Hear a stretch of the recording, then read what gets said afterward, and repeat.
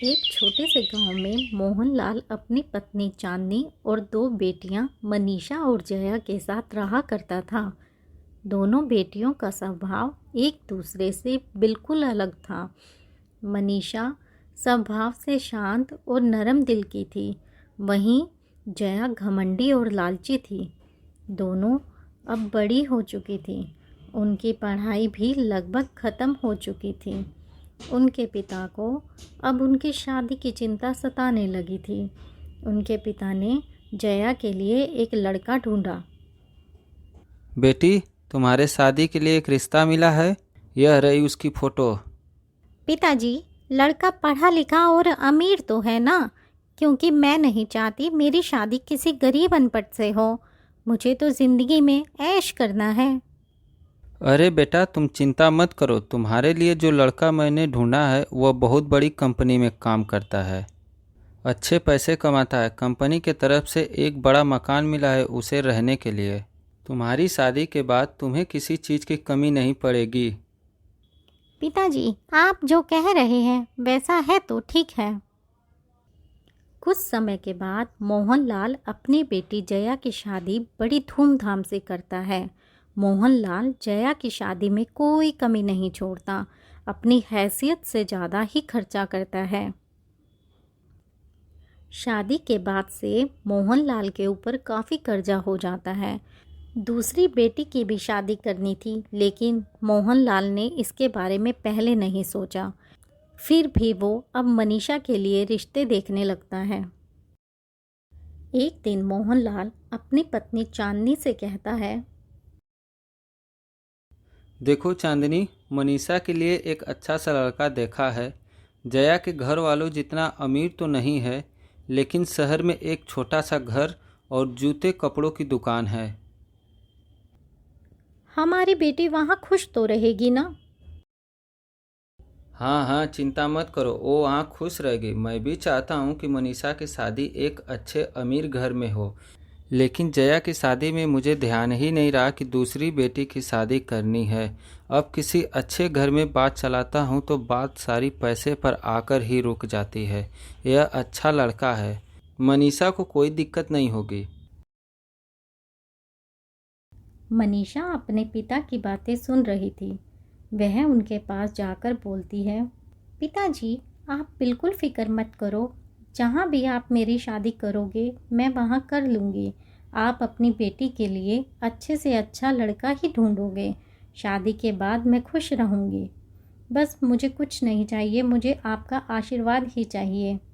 मनीषा की शादी कुछ दिनों बाद ही करा दी जाती है। मनीषा के घर में उसके पति और ससुर रहते थे। ससुर की तबीयत अक्सर ख़राब रहती थी। मनीषा बहुत जल्दी ही पूरा घर संभाल लेती है। यह सब देखकर उसके पति और ससुर बहुत खुश हुए। वह पूरा दिन घर का काम करती और अपने ससुर की सेवा करती थी।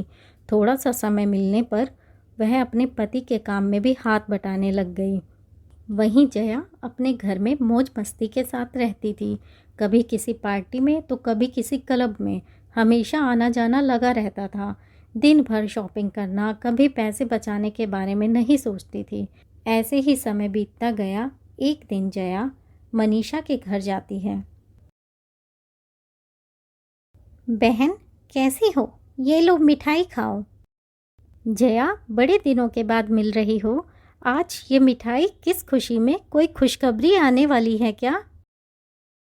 अरे नहीं नहीं, ये वाली बात नहीं है। मिठाई तो मैं अपने नए मकान की खुशी में लेके आई हूँ। हमने नया मकान खरीदा है, अब मैं उसी में शिफ्ट कर गई हूँ, तो मैंने सोचा यह खुशखबरी तुम्हें भी दे दूँ। अरे वाह, ये तो बहुत खुशी की बात है।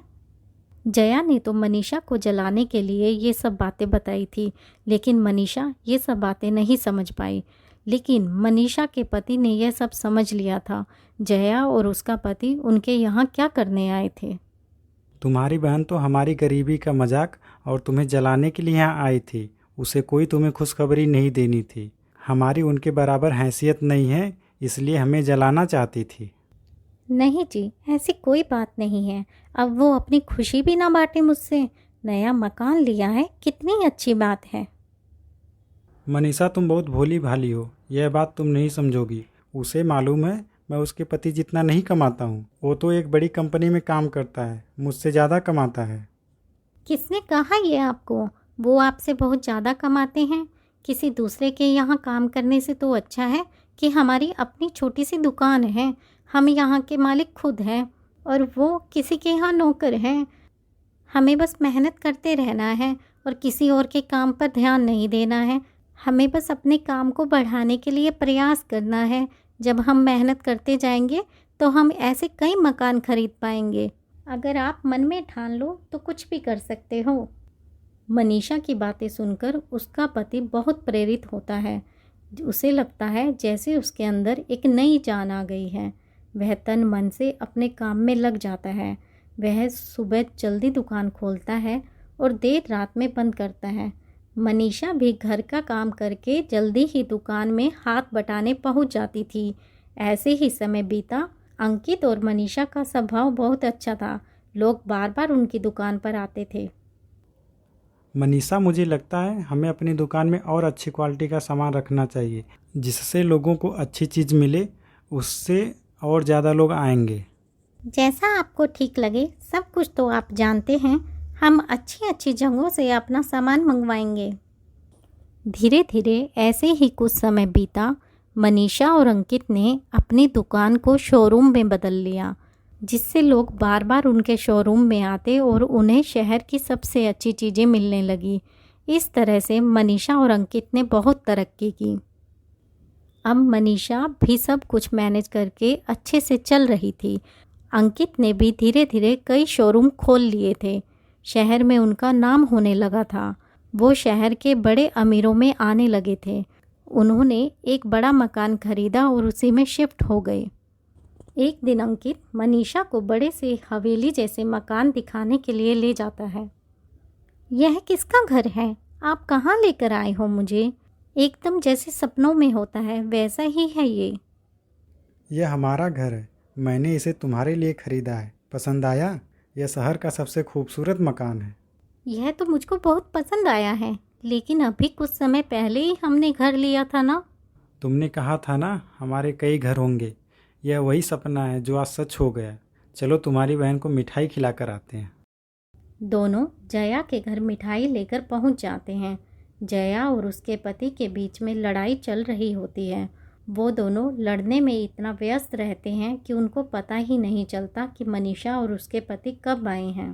तुम्हारे फ्लाइट के चक्कर में हमारी सारी जमा पूंजी खर्च हो गई। अब कुछ नहीं बचा हमारे पास। तुम्हें पार्टी करने से, दिन भर शॉपिंग करने से, क्लब जाने से फुर्सत मिले तब तो तुम्हें एहसास हो कि हम रोड पर आ गए हैं। जो कुछ भी हो रहा है इसकी वजह तुम हो।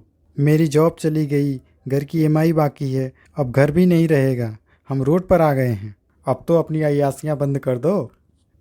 दोनों झगड़ ही रहे थे, तभी उनकी नज़र इन दोनों पर पड़ी। जया मनीषा को पकड़कर रोने लगी। आप लोग कब आए? हमें पता नहीं चला। हम तो थोड़ी देर का आए हुए हैं, माफ़ कीजिएगा। हमने आपकी सारी बातें सुन ली। बहन, मैं क्या करूं? मुझे समझ नहीं आ रहा है। मैंने सुना है आपके नए शोरूम में एक मैनेजर की ज़रूरत है। अगर आप वहाँ पर मुझे मैनेजर के तौर पर रख लेंगे तो हम पर बड़ी कृपा होगी। कोई बात नहीं, आप कल से ही आ जाइए, हमें कोई परेशानी नहीं है। समय कब बदल जाए ये किसी को नहीं पता, इसलिए हमें अपने अच्छे समय में कभी किसी का मजाक नहीं बनाना चाहिए।